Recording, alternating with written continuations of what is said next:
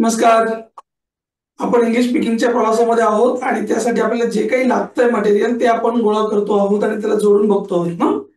काल आपण पाहिलं की कशा प्रकारे प्रश्न विचारला जातो आणि क वाला शब्द जो असतो, काय, कोणी, कोणाला, कोणी, कधी, कधी, किती वाजता, नाही का.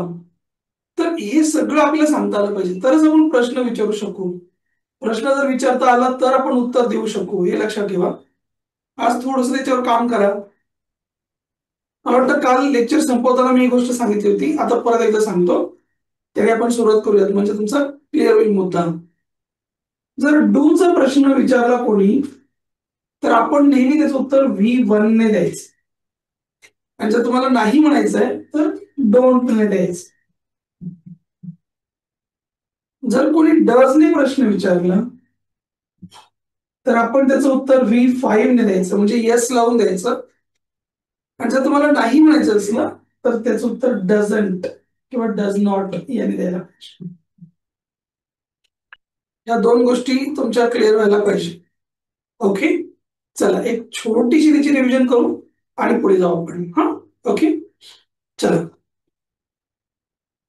Does your father eat non veg? आता डज युअर फादर, डज ने प्रश्न विचारला म्हणजे हो की नाही असं विचारलं. डज तुझे पप्पा ईट नॉनव्हेज? एकदम साधा सोपा प्रश्न आहे. तुझे पप्पा नॉनव्हेज खातात का? खा म्हणजे ईट, तात म्हणजे डज, डू डज म्हणजे तो ते तात. डज तुझे पप्पा खातात नॉनव्हेज असा प्रश्न आहे. तुम्हाला म्हणायचंय हो माझे पप्पा नॉनव्हेज खातात, तर कसं म्हणणार सांगा बरं. टाईप करा, मला बघू दे तुम्हाला काय समजतंय. हो हो माझे पप्पा खातात नॉनव्हेज. चलो टायपिंग, बोलू शकता, काय अडचण नाही. Very good. तर हे उत्तर सांगताना अगोदर येस सर, नो सर असं म्हणायचं. हा, म्हणजे त्याचा थोडा वेगळा इम्पॅक्ट पडू शकतो, तुमचं इम्प्रेशन चांगलं पडेल. Yes sir, my father it's. My father eats. Correct. आपण त्यांना येस लावणार कारण आपल्याला माहिती आहे सरांनी सांगितलं.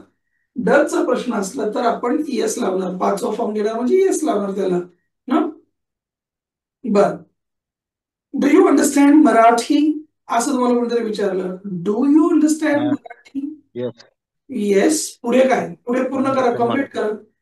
Yes I Yes, I understand, understand Marathi. Understand Marathi. म्हणजे जेव्हा तुम्हाला हे समजेल ना की डू चा प्रश्न विचारल्यावर पहिला फॉर्म वापरा, डच चा प्रश्न विचारल्यावर पाचवा फॉर्म वापरा, हे फार महत्वाचं आहे. Okay, do you leave in Kolhapur असं तुम्हाला विचारलं. आता डू यू म्हटलं तर समजून घ्यायचं तो ते येतात, डज ही म्हटलं तर समजून घ्यायचं तो ते येतात, इतकं बेसिक नॉलेज आहे. Do you leave in Kolhapur, तुम्हाला म्हणायचं की नाही नाही मी कोल्हापूरमध्ये नाही राहत, मी पुण्यात राहतो. मग दोन गोष्टी क्लिअर करायच्या. मी नाही म्हणणार आहे तर मी डोंट आलं पाहिजे, आणि राहतो म्हणायचं असलं तर पहिलं फॉर्म वापरावं लागणार आहे. या दोन गोष्टी कळतात का तुम्हाला? हो. दोन्ही वाक्य सांगण्याचा प्रयत्न केला पाहिजे. नाही मी कोल्हापूरमध्ये राहत नाही, चलो कसं म्हणणार, नाही मी कोल्हापूरमध्ये नाही राहत. टाईप करू शकता, बोलू शकता, नाही मी कोल्हापूरमध्ये नाही राहत. No sir I. No, I don't leave Kolhapur. आता इथे एक गडबड अशी होते बऱ्याच वेळेला, नो आय एम नॉट असं होतं. डू डज डीडच्या प्रश्नात am is are was were नाही आला पाहिजे, नोट डाऊन करून ठेवा. डू डज डीडच्या प्रश्नात एम इज आर किंवा वॉज वेअर अजिबातही येता कामा नये. डूचा प्रश्न विचारला V1च आलं पाहिजे, डजचा प्रश्न विचारला V5च आलं पाहिजे, दुसऱ्यांना एंट्री नाही. पण नो आय डोंट,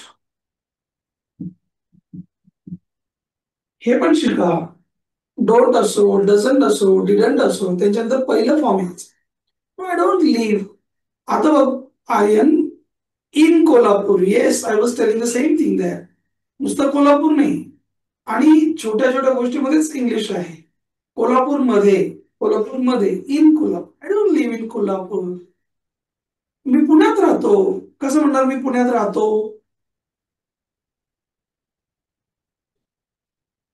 चला. I live in Pune.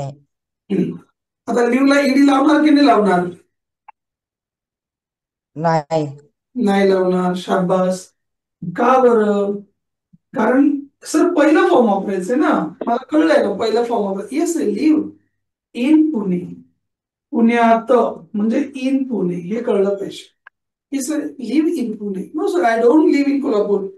मग आता टेक्निक कशात आहे माहिती का, दोन वाक्य म्हणता आले पाहिजे. एक वाक्य म्हणून काय उपयोग नाही, no sir I don't live in Kolhapur, I live in Pune. असे दोन वाक्य म्हणता आले तुम्हाला, मग समजून घ्या की तुमचं कम्युनिकेशन चाललं पुढे पुढे पुढे पुढे.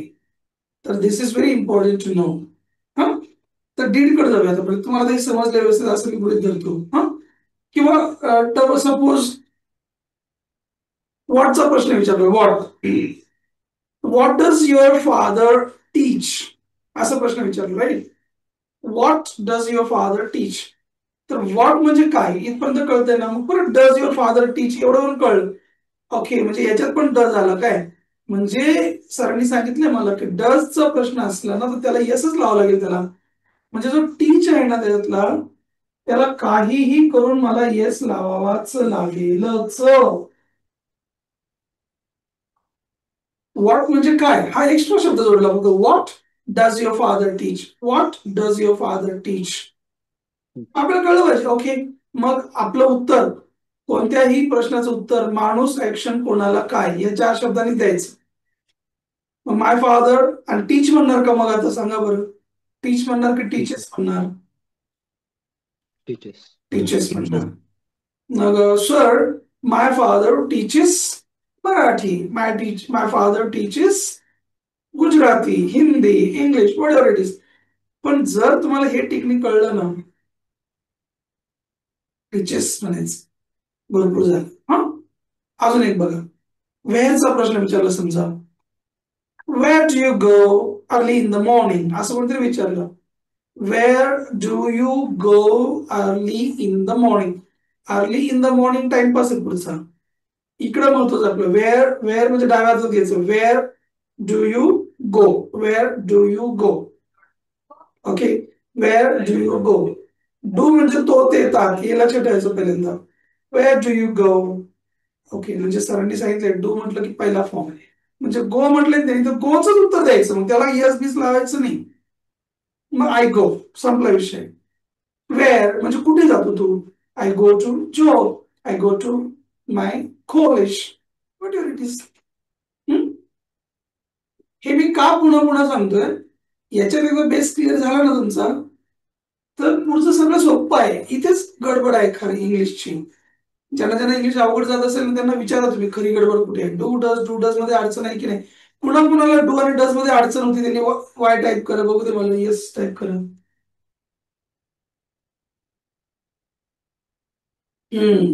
करेक्ट है ना. आपल्याला डू कधी वापरायचा, डज कधी वापरायचा, कोणतं कुठं काय यायचं कळायचंच नाही ना. आता दोन गोष्टी क्लिअर झाल्या. डू किंवा डजने थेट प्रश्न विचारला तर पहिला फॉर्म पाचवा फॉर्म वापरा. आणि जर डब्ल्यूएच ने विचारलं what, where, why, when, how, तर त्याच्यानुसार पुढे उत्तर द्या, परंतु ते ऍक्शनचं तेवढं रूप मात्र वापरायचंच आपल्याला कंपल्सरी. हा, ओके, चल पुढे जाऊया.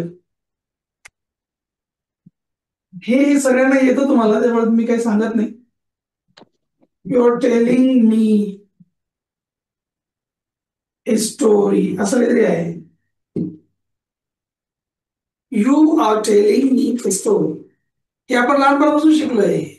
आय एम पळिंग, ही इज कमिंग, शिकले नाही. आय एम खाली बशिंग, ही इज मारिंग, आय एम रडिंग, शिकलोय आपण लहानपणापासून.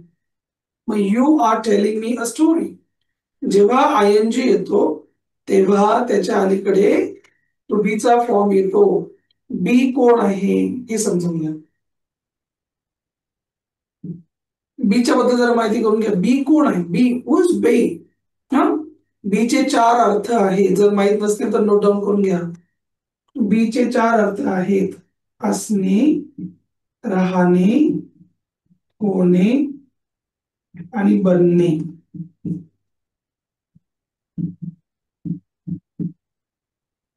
बी चे चार अर्थ आहेत. आपण असं म्हणतो की नाही, बी सक्सेसफुल, बी रिच, यशस्वी व्हा, be successful, be rich, be alert, alert होऊन जा. तर व्हा म्हणजे होणे. हा, I want to be a doctor, be म्हणजे बनणे. हा, बी देअर म्हणजे तिथेच राहणे. बी रिलॅक्स, रिलॅक्स असा म्हणजे असणे. बी ला एकूण एवढे नाव आहेत. Be is nothing but the existence on this planet. आपण या पृथ्वीवर या ग्रहावर जे राहतो, आपलं जे अस्तित्व आहे, जे एक्झिस्टन्स आहे, ते म्हणजेच बी. बीच्या फॅमिलीमध्ये एकूण 8 लोक आहेत. पैकी हे तुम्हाला माहित आहेत. एम इज आर माहित आहेत ना. एम इज आर म्हणजे आहे. बी म्हणजे पण असणे, असणे म्हणजे आहे. वॉज वेअर म्हणजे पण आहेच, परंतु भूतकाळामधला ना, जुन्या काळामधला आहे जो आहे तो वॉज होता, होती, होते. आणि हे अजून घ्या, बी, बी इन आणि बिन. किती जण झाले? 1 2 3 4 5 6 7 8. मग पाठ कर. बीच्या फॅमिलीमध्ये एकूण 8 लोक आहेत. क्लिअर करा. एमिझार, वॉजवर, बी, बीइंग, बिन. आणि या सगळ्यांचा अर्थ असणे, राहणे, होणे, बनणे असाच होतो. पैकी एमिझार आपल्याला माहितीच आहे, वॉजवर पण आपल्याला माहितीच आहे. बी तर आताच सांगितलं, बीइंग आणि बिन. त्यामधलं बिन पण मला वाटतं हॅव बीन, हॅज बीन सांगितलं का मी? येस ऑर नो टाईप करा, मला सांगा. माझ्या लक्षात राहत नाही, दिवसभर इतक्या सगळ्या बॅचेसला मी शिकवत असतो, लक्षात राहत नाही माझ्या. हॅव बीन, हॅज बीन सांगितलं का तुम्हाला? येस की नाही?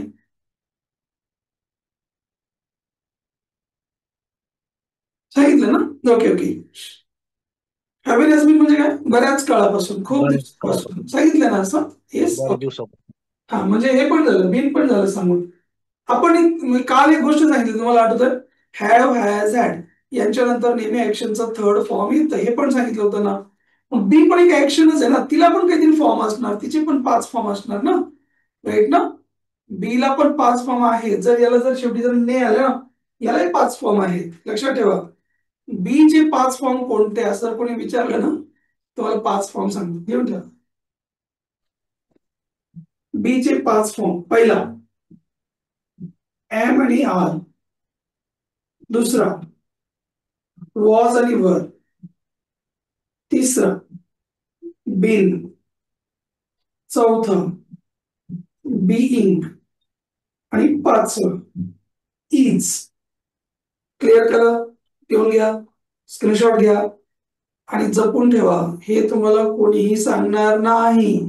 बी चे एवढे 5 फॉर्म हे बऱ्याच लोकांना माहित पण नाही. बी म्हणजे असणे, राहणे, होणे, बनणे, हे लक्षात ठेवा. हा तिसरा फॉर्म आहे म्हणून इकडे आला होता. बीइंग म्हणजे चौथा फॉर्म आहे, है ना. आयएनजी लागेल ना बी ला, बघा बी लाच आयएनजी लागलं, लगेच बीइंग झाला. कोण सांगतं बरं? आयएनजीचा अर्थ काय सांगितला होता मी? आयएनजी म्हणजे काय? चल पडापड. करत आहे. आहे नाही, फक्त करत. करत. त्याला जोडून जर एम आलं तर आहे, वॉज आलं तर होता, असं होईल ना. हा, येस. वॉज गोईंगचा अर्थ काय झाला? वॉज गोईंग, करत होता. करत. जात होता. वॉज कमिंग म्हणजे काय झालं? वॉज कमिंग, येत येत होता. होता. येत होता. म्हणजे वॉज म्हणजे होता, कमिंग म्हणजे येत, त्यातला कम म्हणजे ये, है ना. कम म्हणजे ये आणि त्यातला आयएनजी म्हणजे त, म्हणजे येत होता. कळतंय का? Is talking. इज म्हणजे आहे, टॉक म्हणजे बोल, आयएनजी लावला, बोललं तर इज टॉकिंग, बोलत बोलत आहे. कळलं का हे? हो. तसं आहे. हा, सगळ्यांचं सांगणार आहे मी, काय काळजी करू नका. फक्त तुम्ही जे आपण शिकतोय ना, त्याच्यावर थोडंसं काम करा. जी कन्सेप्ट तुम्ही शिकलात ना, ती कन्सेप्ट घेऊन पुढे जा, मग तुम्हाला कळतं. आता हे एकदम साधं सोपं वाक्य आहे. You are telling me a story. Are telling ही याच्यामधली ऍक्शन आहे. आपण कधी पण काय, कोणत्या फॉर्म्युल्यावर चालतो आपण? माणूस, ऍक्शन, कोणाला, काय, बस 4 शब्द. आणि उरलेला भाग, जर काही उरलं तर ते नंतर म्हणायचं. मग माणूस कोण आहे? मी किंवा तू आहे, सपोज यू. बरं, ऍक्शन कोणती? Are telling. टेलिंग अर्धवट आहे, आर टाकल्याशिवाय होणार नाही तिथं. You are telling, right. You are telling ही झाली ऍक्शन. बरं, नंतर कोणाला? यू आर टेलिंग कोणाला? मला. मला म्हणून आपण काय घेतलं इथं? मी. बरं, काय सांगतोय? गोष्ट सांगतोय. Story. You are telling me a story. कळलं का नाही कळलं? Yes no? कळतंय का बघा? माणूस ऍक्शन कोणाला काय, माणूस ऍक्शन कोणाला काय, 4 शब्द तुमचं पूर्ण आयुष्य बदलून देऊ शकतात तुम्ही जर व्यवस्थित फोकस केला तर. Okay, very good. निगेटिव्ह करायला काही अवघड नाही मला वाटतं ना, याला नॉट लावलं की निगेटिव्ह होऊन जाईल ना. तू मला खरी गोष्ट सांगत नाहीयेस असं जर म्हणायचं असलं आपल्याला, सांगत आहेस, सांगत नाहीयेस, सांगत आहेस, सांगत नाहीये, नॉट लावला की झालं, you are not telling, telling, not telling. काहीच अवघड नाही याच्यामध्ये ना. You are not telling. तो माझ्याबरोबर येत नाहीये कसं म्हणणार बरं? बघा, तो माझ्यासोबत येत नाहीये, मग पहिल्यांदा काय काय, तो माणूस, ऍक्शन कोणती, येत नाहीये, इज नॉट कमिंग ना, ही इज नॉट कमिंग. हे कळतंय का तुम्हाला? ही is not coming, is not coming, he is not coming. काय उरलं? माझ्यासोबत. सुरुवात करा, माझ्यासोबत, विथ मी. टोटल सेंटेन्स काय झालं? He is not coming with me. Me. Right? समजतंय? Yes no? कळतंय का? टाईप करा. सर परत सांगा ना सर. बघा, तो माझ्यासोबत येत नाहीये असं म्हणायचं, बरोबर? तो माझ्यासोबत येत नाही. पहिल्यांदा माणूस कोण आहे? तो. तो साठी काय शब्द आहे आपल्याकडे? ही आहे ना, ही. हो येतोय म्हणायचं असलं तर आपण इज कमिंग म्हटलं असतं की नाही? इज कमिंग म्हणजे येत आहे. ही इज कमिंग असं म्हटलं असतं की नाही? हो परंतु तो येत नाहीये ना, मग नॉट लावावं लागेल ना, इज नॉट कमिंग असं म्हणावं लागेल की नाही? हा मग काय झालं वाक्य? ही इज नॉट कमिंग माझ्यासोबत. शेवटी काय? ठीक आहे. माझ्यासोबत, with me. He is not coming. हा माणूस, ही ऍक्शन. बाकी काही शिकू नका. माणूस, ऍक्शन, दोनच गोष्टी शिका, झाला इंग्लिश कोर्स. फक्त व्यवस्थित ऍक्शन वापरा त्या. माणूस, action. Is not coming with मी. तो नाही येते माझ्या बरोबर. माझे वडील माझ्या बरोबर येत आहेत. कसं म्हणणार सांगा बरं? माझे वडील माझ्या बरोबर येत आहेत. ते माझे वडील येत आहेत माझे. माय फादर इज कमिंग माझ्या बरोबर, विथ मी. समजते का हे? कोणतीही भाषा शिकायची असली ना, उर्दू असो, कन्नड असो, तमिळ असो, हिंदी असो, गुजराती, मराठी, कोणती पण शिका, ह्याच पद्धतीने शिका. वाक्य कसं झालं ते पहिल्यांदा समजून घ्या, क्रियापदाची जागा क्लिअर करून घ्या, चालली मग गाडी पुढे. काय आवडलं नाही एवढं. अरे बघा, आता इथं प्रश्न विचारायचा. प्रश्न विचारण्याची पद्धत काय आहे?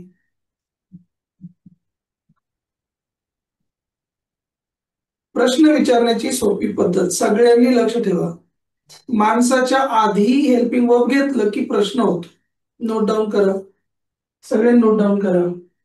माणसाच्या अगोदर हेल्पिंग वर्ब घेतलं, एवढं केलं की लगेच काय तयार होणार?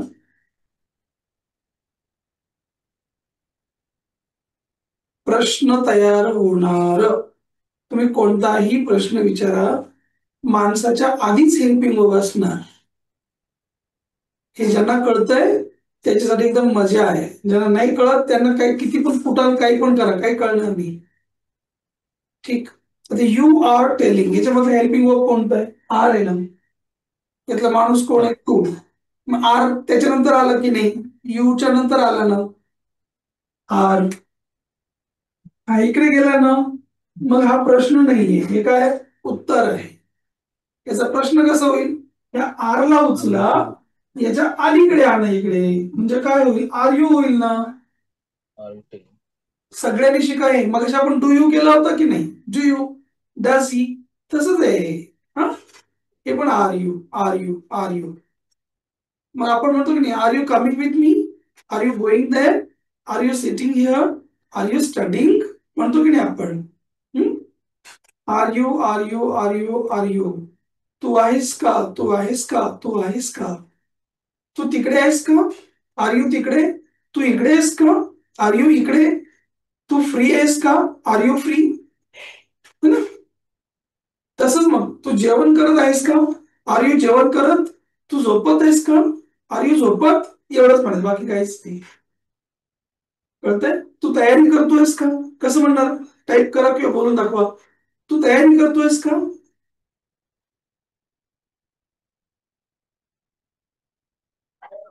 चला, तयारी करण्यासाठी कोणता हम्म, आर यू प्रिपेरिंग? एकदम ग्रेट, व्हेरी नाईस. दीपक, एक नंबर. R you preparing? जर तुम्हाला म्हणायचं असलं तू एमपीएससी साठी तयारी करतोयस का, आर यू प्रिपेअरिंग एमपीएससी साठी, असं काही अवघड नाहीये. हा, are you preparing for MPSC, are you preparing for UPSC, police भरती, recruitment, whatever it is. Are you, are you, are you, are you. तू तिकडे जातोयस का, आर यू गोइंग देअर? तू मला कॉल करतोयस का, कसं म्हणणार बरं, तू मला कॉल करतोयस का? Are you calling me? Very nice, खूप छान. Are you calling me? आता लक्षात घ्या, दोघांमधला फरक समजून घ्या. जर एकाने असं म्हटलं, डू यू कॉल मी, आणि एकाने असं म्हटलं, आर यू कॉलिंग मी, त्या दोघांमधला फरक काय आहे लिहून ठेवा. डू यू चा अर्थ होतो नेहमी असंच करतो का, आणि आर यू म्हणजे आत्ता कॉल करतोयस का. मला आता तुम्ही सांगितलं तर अमेझॉन म्हणजे आत्ता,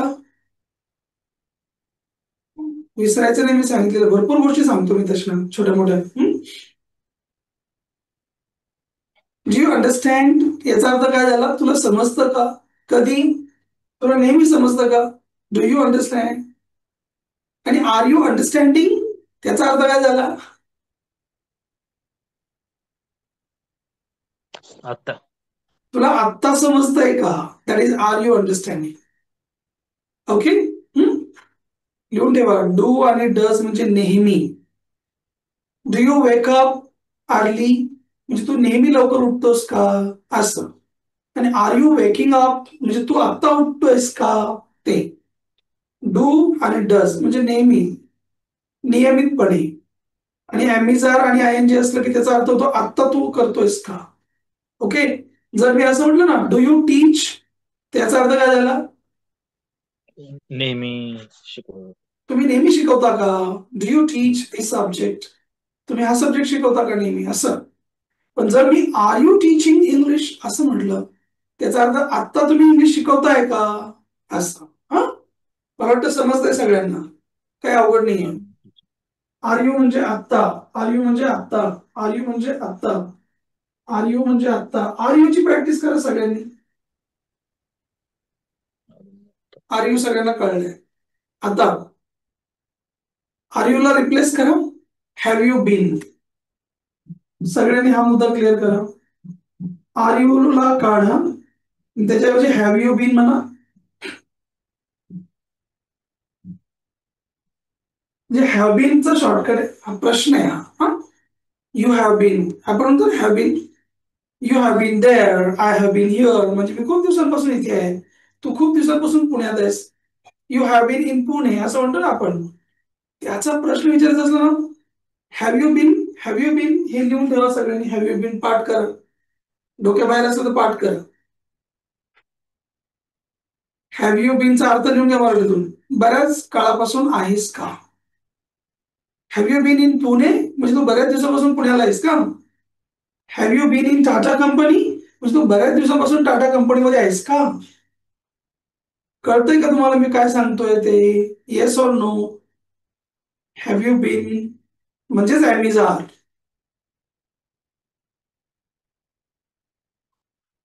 याच्या बाजूला कुठेतरी आर लिहून ठेवा, इज लिहून ठेवा. हॅव यू बीन म्हणजे आर, यू आर ना. तसंच याला पण असं हॅज ही बीन म्हणजे इजच्या ऐवजी. डोक्यावरून गेलं तर स्माइल करा, ज्यांना कळतंय त्यांनी घ्या.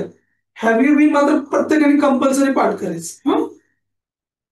हॅव बीन हॅज बीन असतं ना त्यातलं, कारण इंटरव्ह्यू मध्ये असं विचारलं have you been. Whenever you are going for an interview, no, they will ask you the question, have you been in Nashik for these many years? Have you been म्हणजे तू बऱ्याच दिवसापासून आहेस का, असा त्याचा अर्थ होतो. हा, कळतंय का. येस. हॅव यू बीन म्हणजे बऱ्याच दिवसापासून आहेस का. नो. Very good. आता तुम्हाला आणखी एक सांगतो, ते पण पाठ करून ठेवा. जर या हॅव यू बीनच्या अगोदर जर वेअर म्हटलं, काय प्रश्न तयार होईल हा? एवढाच.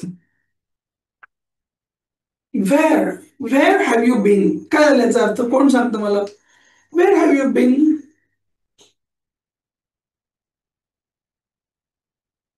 तू कुठे बऱ्याच होतास दिवसात इतक्या दिवसापासून? हा, तू इतकी कुठे आहे? दिवसापासून कुठे आहेस तू, असं म्हणतो की नाही आपण एखाद्याला? हो की नाही? बघा हा, इथे पण मी वेअर लिहितो. चला आता दोन प्रश्न बघा. आजचं लेक्चर खूप छान आहे, याच्यातून ज्यांना कळेल ना त्यांना खूप फायदा होईल. वेअर आर यू याचा अर्थ काय झाला? तू कुठे आहेस, कुठे असं आहे? झालं की नाही? वेअर हॅव यू बीन याचा अर्थ काय झाला? तू कुठे आहे. दोघांचा अर्थ तोच आहे, पण आर यू म्हटलं तर आता कुठे आहेस तू, हॅव यू बीन म्हटलं तर इतके दिवसापासून कुठे आहेस तू, असा फरक होतोय. तुम्हाला समजतंय का? वाय टाईप करा, ज्यांना कळतंय दोघांमधला फरक त्यांनी वाय टाईप करा, ज्यांना नाही कळत त्यांनी एन टाईप करा. चल fast. Very good Deepak. Yes Aryan, छान. Very nice. Good good. Ladies department, कळतंय का?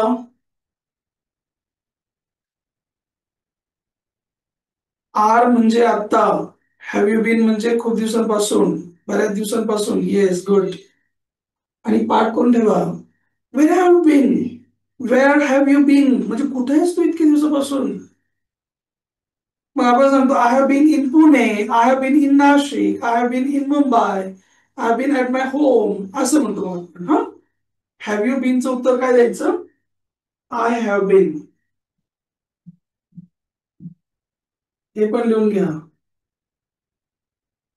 हॅव यू बीनचं उत्तर आय हॅव बीन ने द्यायचं. Where have you been for so many days, भाऊ कुठे आहे तू इतके दिवसांपासून? I have been busy. काय झालं बरं याचा अर्थ? आय हॅव बीन बिझी आणि आय एम बिझी मधला फरक काय झाला? I am busy, I have been busy, काय झाला अर्थ? मी मी खूप बऱ्याच दिवसापासून बिझी दिवसापासून होतो. बिझी आहे. I I have been busy. आणि हे आय एम बिझी म्हणजे काय मग? मी आत्ता बिझी आहे. आत्ता बिझी आहे. Very good very good. आता मला अजून एक थोडस बोनस देऊन टाकतो एक, ज्यांना ज्यांना हॅव बीन चांगलं म्हणता येईल. आता समजा तुम्हाला असं म्हणता आलं I have been busy, I have been busy म्हणजे मी बिझी आहे बऱ्याच दिवसापासून, काही दिवसापासून प्रोजेक्टवर काम करतोय, आय हॅव बीन बिझी हे तुम्हाला म्हणता आलं. तर त्याच्यातला हॅव जरी नाही म्हटलं ना तुम्ही, तुम्ही इतकं जरी म्हटलं ना आय बीन बिझी, तरी चालून जाईल. लिहायला नाही हं, फक्त बोलायला म्हणतो मी. म्हणजे पुढच्याला असं वाटतं तुम्ही इथं वी म्हणून टाकलं, पुढच्याला ऐकताना असं वाटतं की तुम्ही इथं हॅव म्हटलंय की काय म्हटलंय. म्हणजे काही काही लोक जे फास्ट इंग्लिश बोलतात ना, ते हॅव असं सेपरेट म्हणतच नाही, ते डायरेक्ट असं म्हणतात I been busy, I been busy, I been going there, I been talking with this topic, I been preparing this. I been ऐकलंय का तुम्ही? तुमच्यापैकी कोणी बीन म्हटलेलं ऐकलंय का? वाय टाईप करा.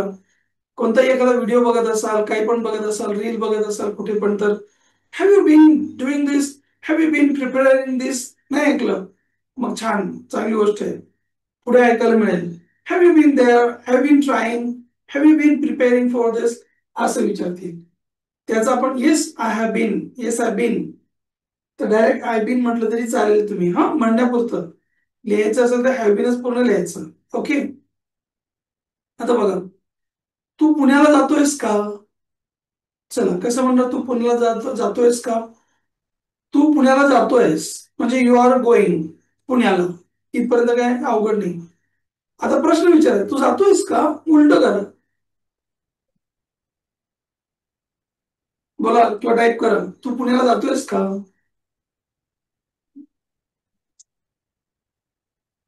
लिहा लिहा, मी बघतोय, माझं लक्ष आहे. तू पुण्याला जातोयस का बाबा?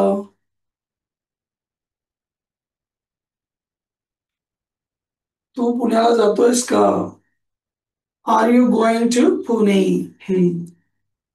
चला, रुद्राने लवकर टाईप केलं म्हणून रुद्राला एक बोनस. जे लवकर काहीतरी करेल ना त्यासाठी माझ्याकडनं बोनस आहे छान छान.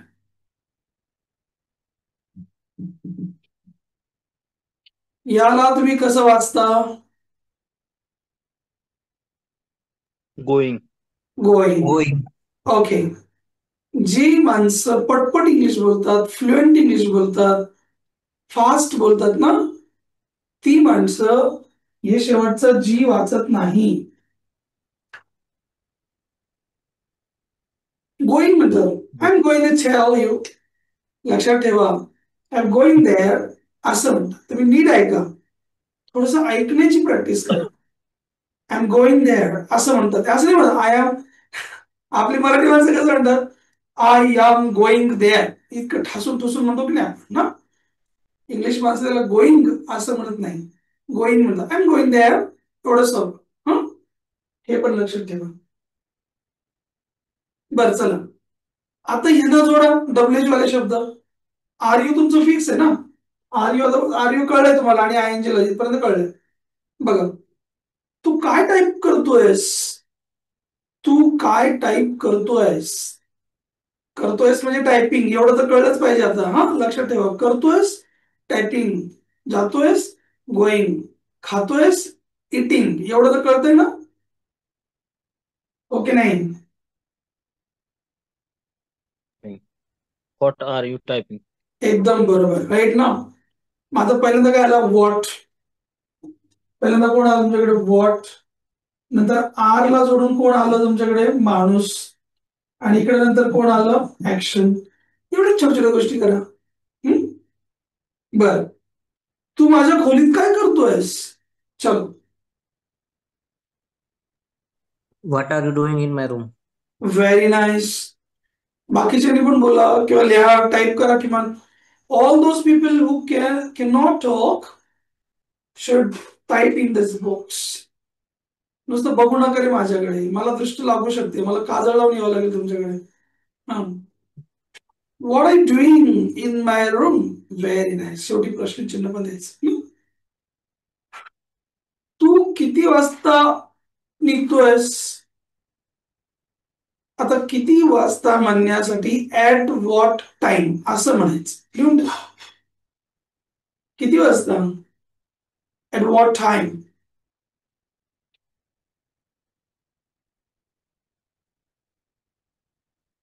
तू किती वाजता निघतोयस. चला टाईप करा. पहिल्यांदा काय येईल, किती वाजता. At what time are you. Are you compulsory ना. At what time are you निघतोयस. निघायला कोणता शब्द आहे सांगा बरं, कोण सांगत. टाईप. तू किती वाजता निघतोयस. चला, कोण ट्राय करतं. निघणे, किती वाजता निघतोयस रे बाबा. डिपार्चर. ओके, अरे ते काय गाडी आहे का. निघायला वापरायचं लीव.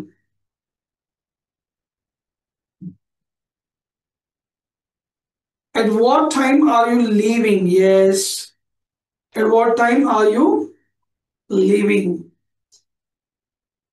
Very nice. तर वाक्य आहे समजा, I am telling to him about your progress. I am telling to him about your progress. मी गोष्ट खूप वेळा क्लिअर केली होती, आता परत एकदा क्लिअर करतो की नेमकं टू म्हणायचं की नाही म्हणायचं आणि कधी म्हणायचं. मी त्याला सांगतोय म्हटलं इथे मी टू म्हणू की नको म्हणू, असा बऱ्याच जणांना प्रश्न असतो. टू कधी म्हणायचं किंवा कधी कधी नाही म्हणायचं काही कळत नाही. एक सोपी आयडिया सांगितली होती मी. काय आयडिया सांगितली होती, आपल्याकडे एक छोटासा फॉर्म्युला आहे. कोणता, person, action, hmm and what. कोणाला काय. एवढं झाल्यावर काय उरलेला भाग.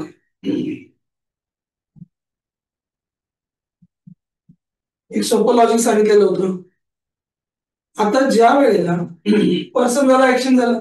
पर्सन कोण आहे, आय. ऍक्शन कोणती आहे, एम टेलिंग. बरोबर. आता कोणाला सांगतोय, त्याला सांगतोय. ज्या वेळेला आपण ही सिस्टम अशी फॉलो करू. पर्सन ऍक्शन झाल्यावर आपण कंटिन्युअसली कोणाला याचं उत्तर घेतलं, याचं उत्तर काय आहे? त्याला ना, कोणाला त्याला.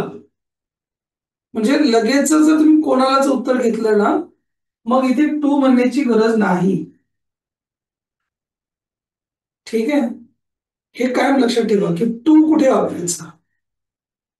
आणि आता बघा हे पुढचं बघा, याचे काही टेन्शन नाही.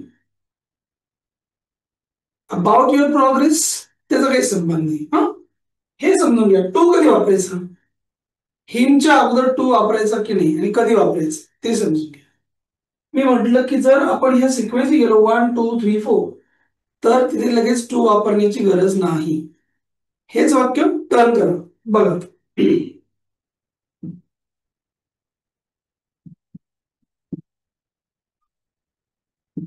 I am telling this story to him, असं वाक्य आहे. आता ह्या वाक्यात पण हिम आलाय, परंतु इथे टू पण आलेला आहे.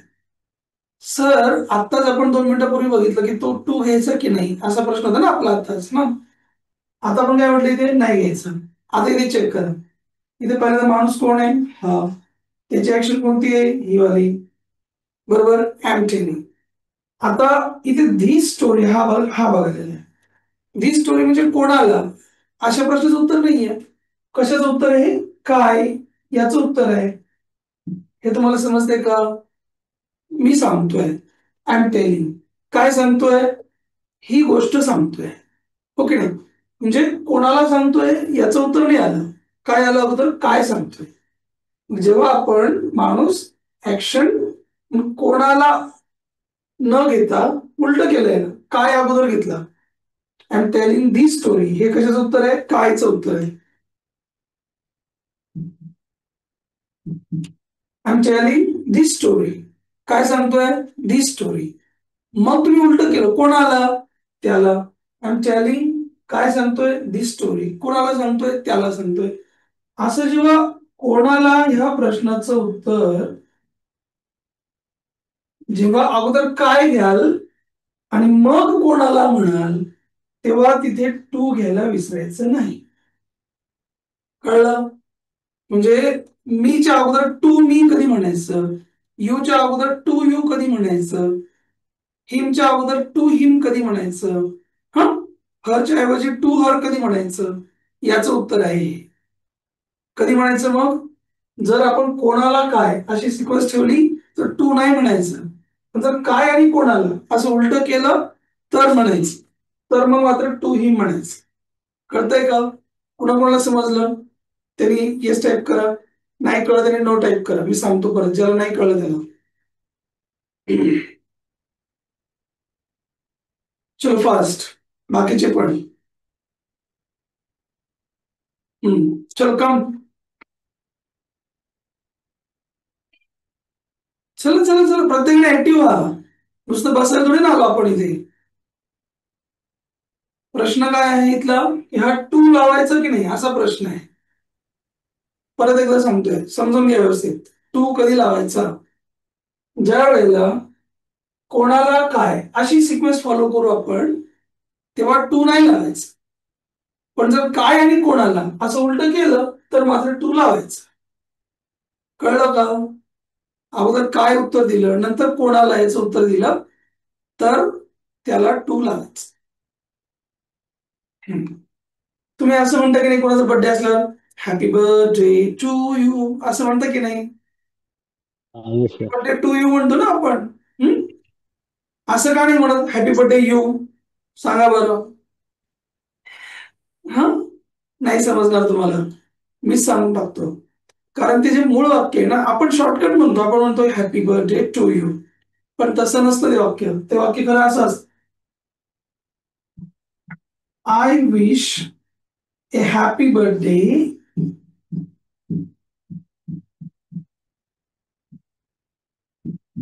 आणि मग असतं टू यू. समजतंय? हे तुमच्यापैकी बऱ्याच जणांना माहित नसणार की हे वाक्य ओरिजिनल असं असतं म्हणून. हा, मग आपण इथे काय केलं, पहिल्यांदा माणूस कोण इथला, आहे. याची ऍक्शन कोणती आहे? विश. इथपर्यंत कळतंय का तुम्हाला? की याची काय झाली? ऍक्शन. बर, मी तुला विश करतो. काय काय विश करतो? Happy birthday. म्हणजे आपण अगोदर कोणत्या प्रश्नाचं उत्तर घेतलं? कायचं. आणि कुणाला विश करतो? तुला विश करतो. म्हणजे कोणालाच उत्तर नंतर आलं, म्हणून आपण इथे टू घेतलं. कळलं की नाही कळलं? कळलं. Yes, good guys. सर मला काय म्हणायचंय ना, काय जे बोलत? पहिलं वाक्य I am telling him direct येईल ना. हो, या वाक्यामध्ये डायरेक्ट असायला पाहिजे, आय एम टेलिंग हिम. का बरं डायरेक्ट हिम घेतला आपण? कारण तुम्ही कोणालाच उत्तर देताय ना, तिथे टू म्हणण्याची गरज नाही. I am direct I am telling him, I am calling you असं म्हणतो ना आपण. असं तर नाही म्हणत ना, I am calling to you असं म्हणतो का आपण? नाही म्हणत. का बरं नाही म्हणत I am calling to you? कारण कोणालाच उत्तर लगेच आलं ना, कॉलिंग यू. लगेच कोणाला ऍक्शन नंतर जर लगेच कोणाला हा पार्ट आला तर यू म्हणायची गरज नाही. हा, ओके. फक्त एक लक्षात ठेवा, जर एखाद्याच ऐकायचं असलं, सपोज आय लिसन असं वाक्य आहे, हा म्हणजे मी ऐकतो, आय लिसन. जर तुम्ही माझं ऐकत असाल, तुमच्या वडिलांचं ऐकत असाल, त्याचं कोणाच तरी ऐकताय, तुमच्या मम्मीचं ऐकताय, कोणाच तरी आपण म्हणतो की नाही, अहो माझा मुलगा माझं ऐकतच नाही असं म्हणतो की नाही आपण? हा, इथे दोन वाक्य बघा छोटी छोटी. आय लिसन द भजन, आय लिसन ए भजन. मी एक भजन ऐकतो, ठीक आहे, ए भजन टाकून दिलं आपण. तर इथे टू आलं का? नाही आलं. का नाही आलं? कारण इथे आपण कोणाला म्हणजे काय इथे आपण घेतलं डायरेक्टली ना, पण इथे कोणाला हे प्रश्न हा संबंधच नव्हता. ओके. परंतु लिसनच्या वाक्यात जर तुम्हाला असं म्हणायचं असतं की मी माझ्या आईचं ऐकतो, तुमचं ऐकतो, तर मात्र लिसनला जोडून टू घ्यायचा. कळतंय का? लिसन टू वेगळा, लिसन वेगळा. हा, लिसनला सर जोडून अपवाद. लिसनला जोडून टू तेव्हाच येतो जेव्हा तुम्ही कुणाचं तरी ऐकता. I listen to my father म्हणजे मी माझ्या वडिलांचं ऐकतो. I listen to my mother म्हणजे मी माझ्या आईचं ऐकतो. कळलं का हे? Listen to. Yes no? Listen to म्हणजे एखाद्याचं ऐकणे. लिहून ठेवत चला. गुड.